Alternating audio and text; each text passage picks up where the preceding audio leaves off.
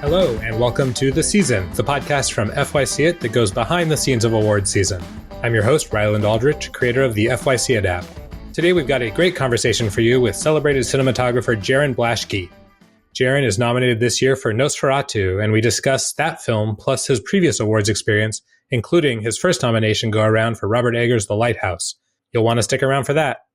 It's been a big week for Guild Awards, with Anora emerging from the weekend with a ton of momentum. AMPA's voting is officially open and will close at 5 p.m. Pacific time on Tuesday. Next up on the calendar are the WGA Awards, the ADG Awards, the SOC Awards, and the MOAs, all set for Saturday. For those not super familiar with the acronyms, that would be awards for writers, production designers, camera operators, and hair and makeup artists. Then Sunday is BAFTA, which honors British films. No, just kidding. It honors all films. Not sure why. We still have a handful of screenings trickling out for the big contenders, but things have slowed down as voting begins. The film with the most screenings added this last week was Conclave with 5. As always, you can find all the screenings and more on the FYCit app. If you know an awards voter that isn't yet using FYCit, direct them over to fycit.app to download the app for free and stay on top of all the latest FYC screenings. Now let's get to my conversation with Jarin Blaschke. Joining us today is Jarin Blaschke, the Oscar-nominated cinematographer whose striking atmospheric work has propelled films like The Witch, The Lighthouse, and The Northman to critical acclaim. Now he's back in the award spotlight for Nosferatu, earning his second Academy Award nomination and building on a nearly 2-decade collaboration with director Robert Eggers. Known for pushing the boundaries of naturalistic lighting and meticulously crafted visuals, whether by shooting black and white negative or staging epic battles by firelight, Jaron offers invaluable insights into how cinematography can profoundly shape both a film's artistic vision and its award season impact. So Jaron, how's your season?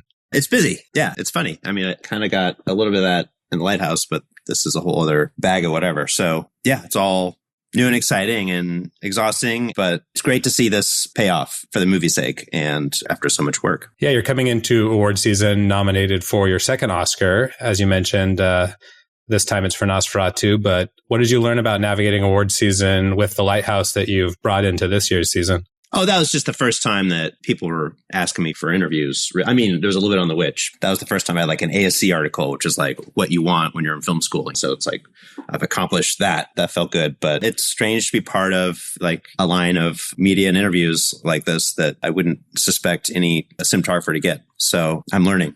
Nosferatu is your fourth feature working with Robert Eggers. When you've collaborated so closely on numerous films, do you feel like you're always just picking up right where you left off, or is each film a new adventure?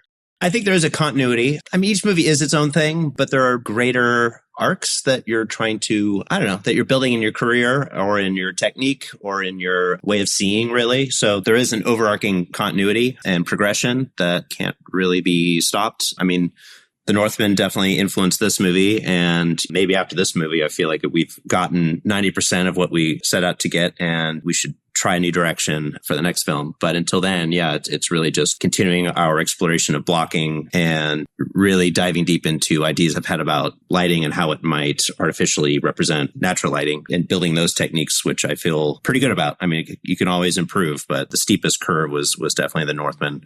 And then this was a little bit more finesse. So you talk about that progression from films. What particular challenges did you face shooting Nosferatu that might have been different from The Northman or other previous films? I mean, we're always looking into how can we most succinctly shoot a scene. Doesn't mean that it's easy or simple on set, quite the contrary oftentimes, but for the viewer that it's a very edited version of how you might shoot something. All right, can we do the scene in 5 shots? Well, can we do it in 4? And do you reduce this beat, or you know what, we move this beat over there, that could be served by this position earlier, etc. So that's kind of an ongoing exploration. Another big thing was like moonlit interiors, which I had never really done, which are a whole other, night exteriors are a giant pain in the ass. They can be very rewarding. People seem to like the Crossroads in this movie, it's probably my best night exterior, but that is always simpler than an interior where things get a lot more delicate, where you're really riding the line between what looks believable and also telling the story, meaning that it needs to look like moonlight or at least feel like moonlight in our subjective experience of it, but also need to be able to see what the heck's going on. So you're riding that line. It's like if it gets too bright, then it just looks too phony and too movie, end quote. But if it's too dark, then, you're just technically failing. So that was kind of the big exploration in this movie. It's like night interior after night interior, that's moonlight. So that was a whole other new lesson here. Yeah, you mentioned the moonlight. I read that Robert was looking for a romantic feel for Nosferatu. Can you talk about the steps you took to achieve that look with the lighting and color palette and maybe lens choices? Yeah, I mean, the moonlight stuff is very, very, very similar recipe to the Northman. Honestly, we're grading it a little differently. It's a little bit more stylized, a little bit more blue. The Northman's almost like proper black and white. We also improved it a little bit. Like the Northman, the moonlight stuff, the blacks look a little redder than the rest of the image. We kind of fixed that.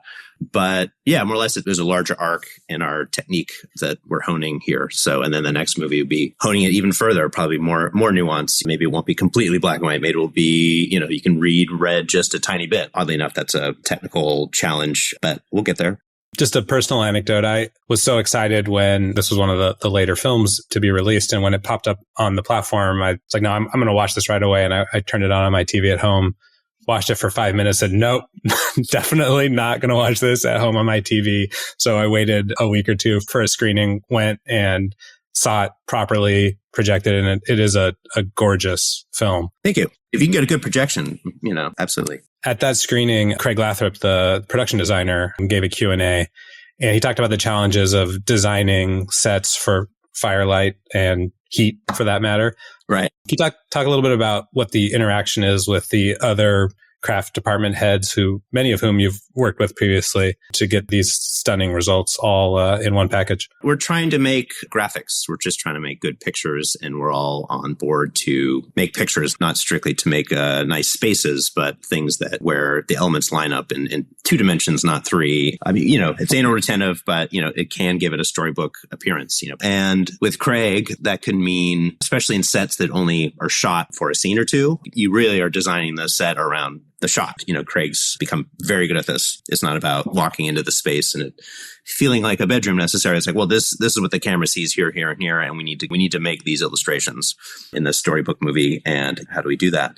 So, and sometimes that means there are walls moving for the camera to move into sort of unreal positions, but as long as it looks right in 2 dimensions, that's all that matters. And then, you have something like the Great Hall where we're finessing, like, again, with naturalistic lighting, you're, instead of just filling in or putting light in illogical places, you're changing where the fireplace is, because that is the source. And then when we're not looking at the fireplace, I'm sweetening it or wrapping it around a little bit in one direction or finessing it. But really, you're not going to see a second source in that room. There's like a purity in just having one great source in a room as opposed to multiple units where things can get a little bit mushier. So we can really just spend a lot of prep just finding like the one right source. Then we're doing that. So, and then Craig's moved doorways so camera can have a linear moves to land the frames. And that's probably a bit of the crazy stuff I'm going to his office and bothering him about, is like really get these uncanny sort of dreamlike moves, and how can the sets accommodate.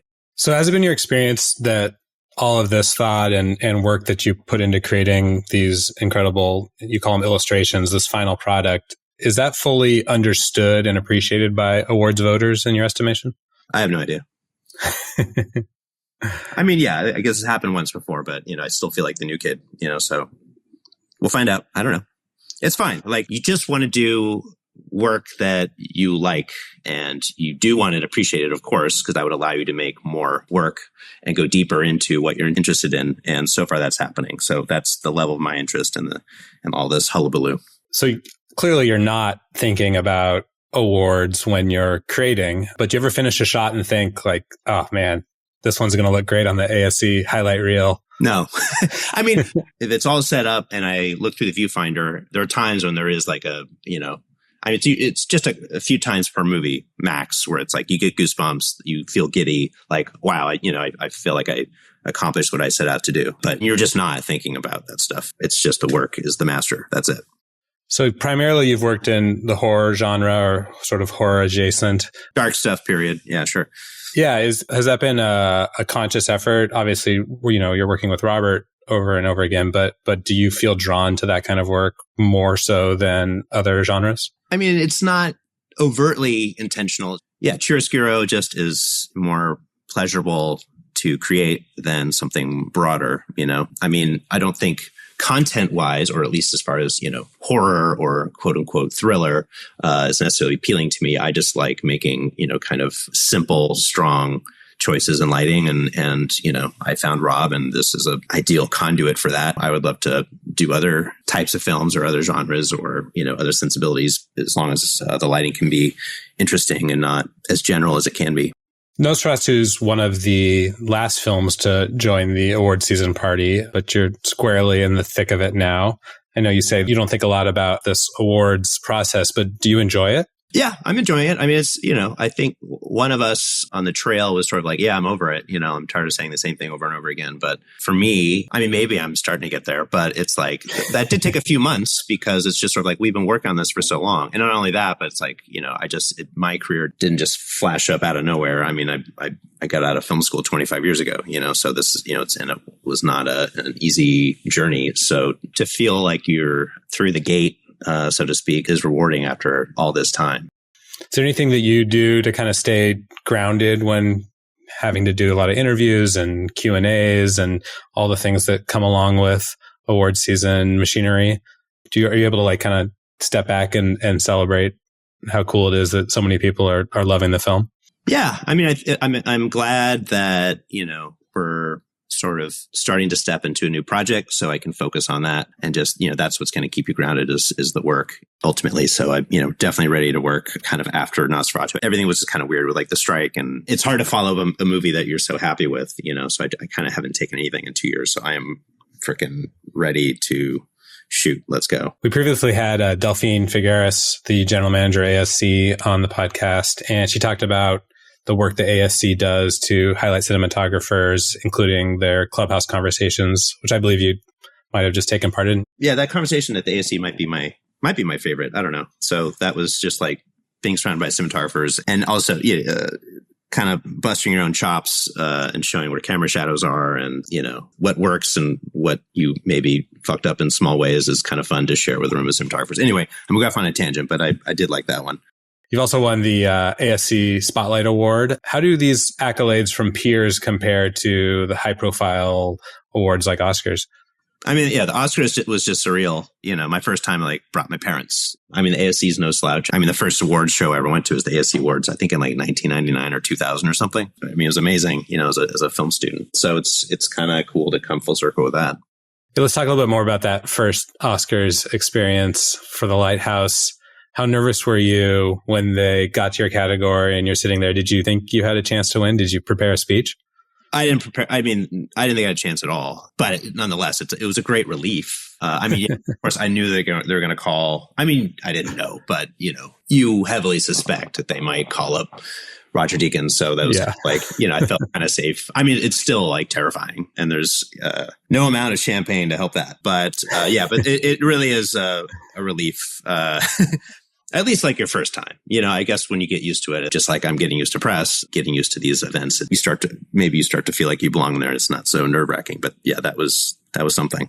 We chatted last week with Volker Bertelmann, the composer of Conclave, and he said that when his first trip to the Oscars, when he was nominated for Lion, he learned he needed to dress more warmly and come with a full belly.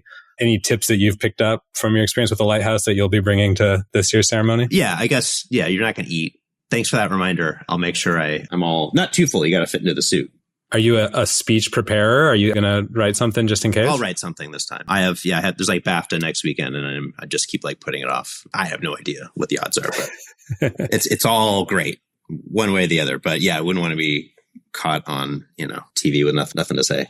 You mentioned your next collaboration is coming up with Robert Eggers. It's the upcoming werewolf project named Werewolf, I believe. Yeah. I know you can't spill too much, but is there anything you can tease about the cinematography approach?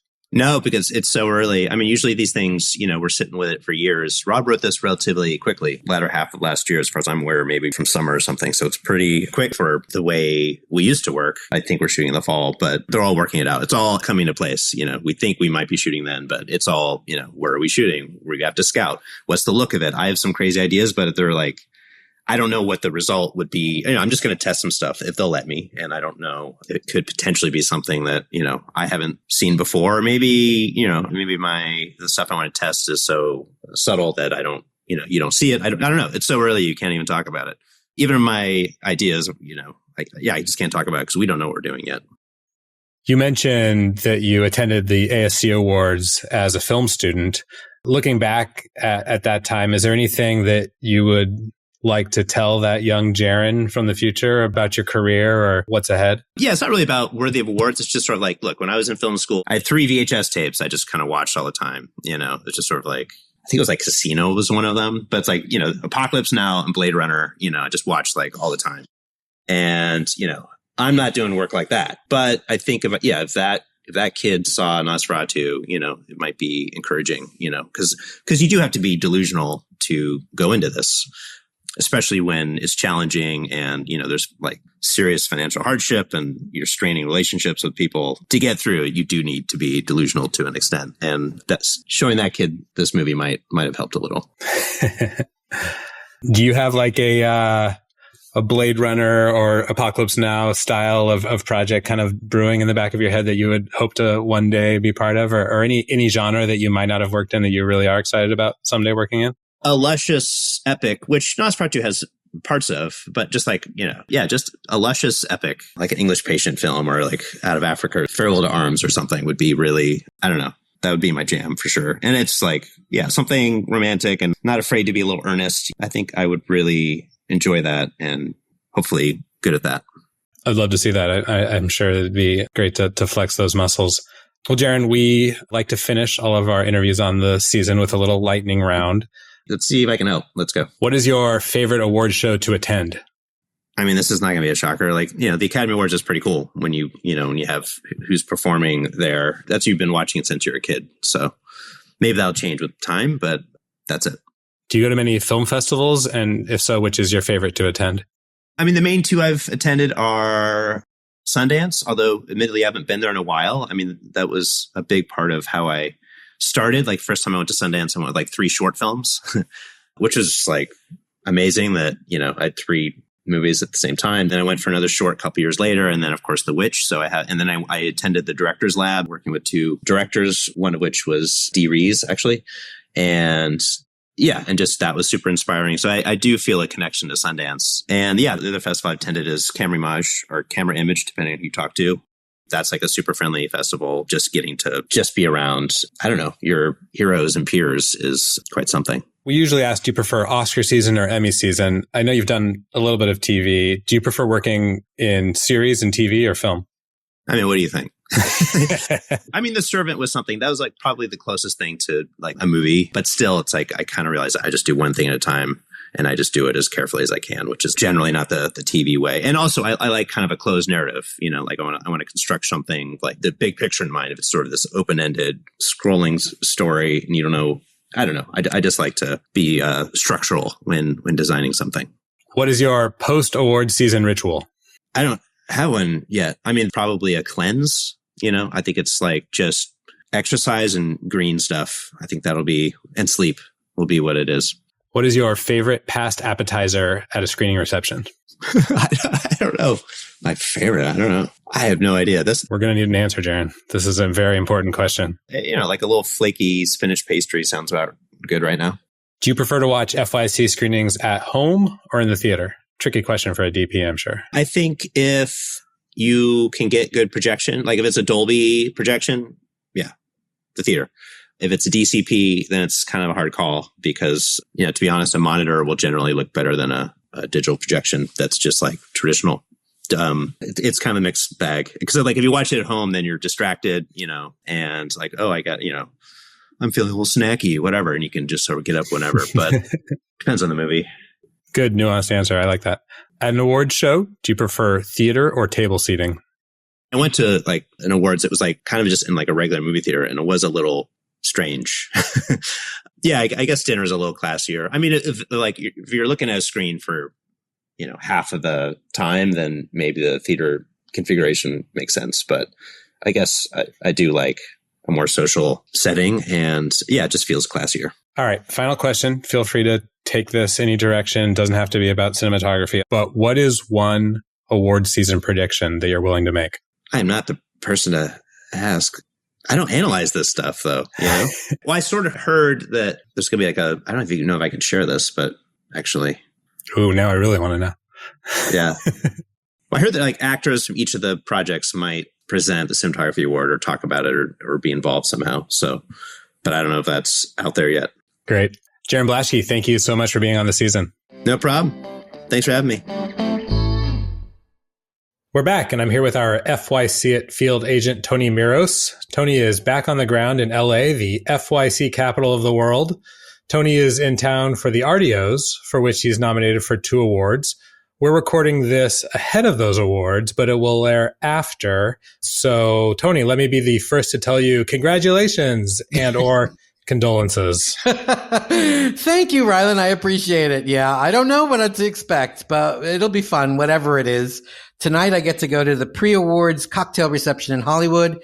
Tomorrow, I have a pre-awards luncheon in Beverly Hills. And then on Wednesday, I have the actual awards. So I have lots to do this week. That's great. Well, what did you get up to over the last week?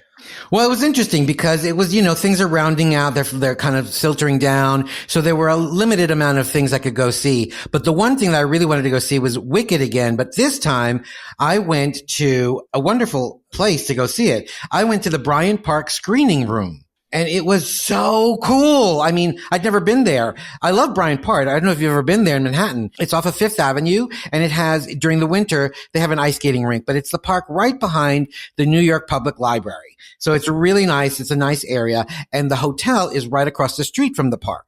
And it's a really old, fancy, like 1900s type of hotel. And where you walk in, everything's lush and luxury. And then you go into the elevator, which you have to hit SR on the elevator, just so you know. And that takes you to the screening room.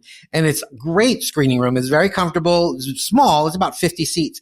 But it was so nice. And then after we saw Wicked, which I absolutely loved Wicked, I thought it was wonderfully made. We got to have a fantastic Q&A with Oscar-nominated costume designer Paul Tazwell, who told us all about the costumes for this film. And it was so wonderful to hear him just talk about how, yeah, he had the palette from The Wizard of Oz, but they wanted to modernize it and bring it much more into the style that it is now, and how he used, for the Emerald City, he wanted to make sure that they were representing different parts of Emerald City, unlike the film, which, The Wizard of Oz, which was all green, but he wanted different shades of green to represent like Munchkin Land and Wiki Land and whatever they had.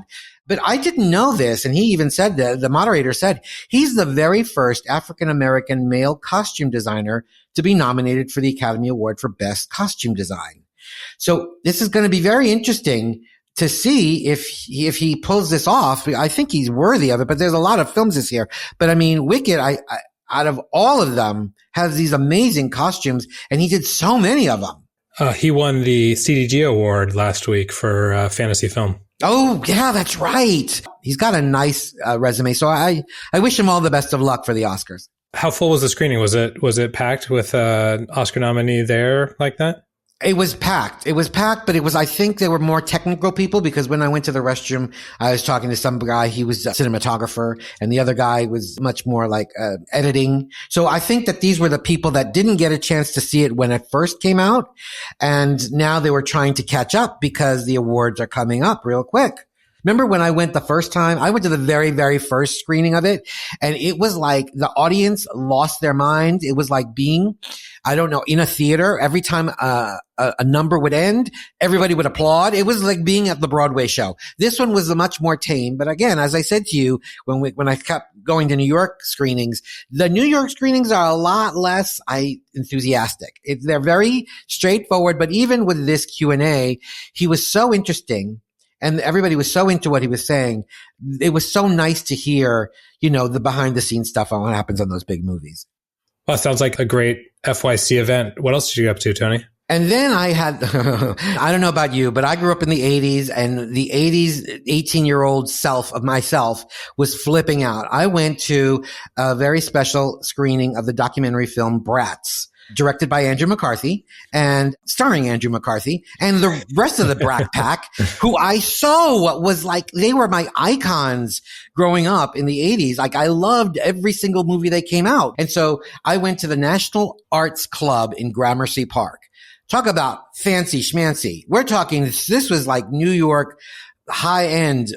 It was funny because when he did a Q&A afterwards, he goes, I've never been in this room. I didn't think they ever would allow me to be in this room. I mean, honestly. And when I walked in at Gramercy Park, again, nice little park area, Lower East Side in the 20s, off of Park Avenue.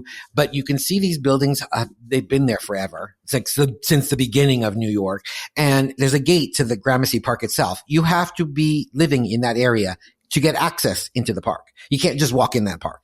That's how fancy this is. This particular club was founded in 1898. An art and literary critic of the New York Times started this club, and it was to stimulate and promote public interest in arts and to educate the American people in fine arts. So this was a special event held by their film part of their club, and they were showing the documentary, it was funny. They had some technical difficulties, and it was because they were streaming it. And I think they had problems. They didn't understand streaming. So we had to stop like 5 minutes into it because it wouldn't go through. It was like spinning out of control. So they had to turn on the lights and somebody had to run up there. But anyway, he walked up to the podium. He said, thanks for coming. I don't think they've ever allowed me in this place. I'm happy to be here. And then they showed his documentary and everybody loved it. And then afterwards, he did a Q&A to talk about what the film was about. And if you don't know anything about Bratz, the documentary, it explores the Brat Pack, which was a group of young actors in the 80s who all started appearing in these coming of age films. And people were like, oh my God, they're like the new Hollywood. But it was a big deal. And everybody knew who the Brat Pack was. Anyway, if you want to watch the documentary, it's on HBO Max, I believe. And I'm sure come Emmy season, everybody out there who's a Television Academy member, keep your eye open because I'm sure they'll do a lot of screenings for it. Yeah, this is amazing that we're having Emmys FYC screenings already, but looks like they're lining up their contenders over at HBO. Well, look at it this way and think about it. And if you're a Television Academy member, FYC season starts probably the end of March. Yep. So you have 3 weeks after you have the Oscars and then a couple of weeks, and then you have to start going to FYCs for the Emmys. So have fun. So you must have seen pretty much everything on your film season list by now. You had mentioned that you still had a couple left to see, The Substance, maybe a couple others. How are you doing on that list? Well, I got to see, this is funny. So on my flight yesterday, it was such a long flight, 6 hours, I got to see 2 movies. I got to see A Different Man with Sebastian Stan, which I was like, all right, I didn't get to see it, so let me see it. That was fascinating. I didn't know what to think about it at first because I didn't know much about it. It was an interesting story, so unique, and he's so good in it. He really is. But I didn't get to see his other nominated performance in The Apprentice. I don't know. I have like a block. I don't know if I want to see it or not, but I have to watch that still. I still have to watch The Substance, but I'm going to watch it. How was the free popcorn on the plane? The plane was actually, I flew JetBlue. They have a brand new plane. It was actually pretty cool. When you got onto the plane, you could sync your phone to it, and that would be your remote for your television by your seat. So it was pretty cool. But yeah, I'm so glad to be back in LA. This is going to be fun. Thank you so much to our FYCit field agent, Tony Miros, and safe travels back to New York. Another thanks to Jarin Blaschke for the great talk.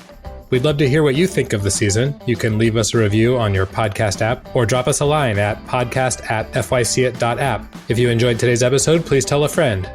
And don't forget to follow us on social media at FYCit app. You can also visit FYCit.app to sign up for our newsletter, download the FYCit app, and stay up to date on everything happening this award season. Join us again next week for another episode of The Season as we dive deeper into the stories behind the awards. Until then, remember, at FYCit, award season starts here.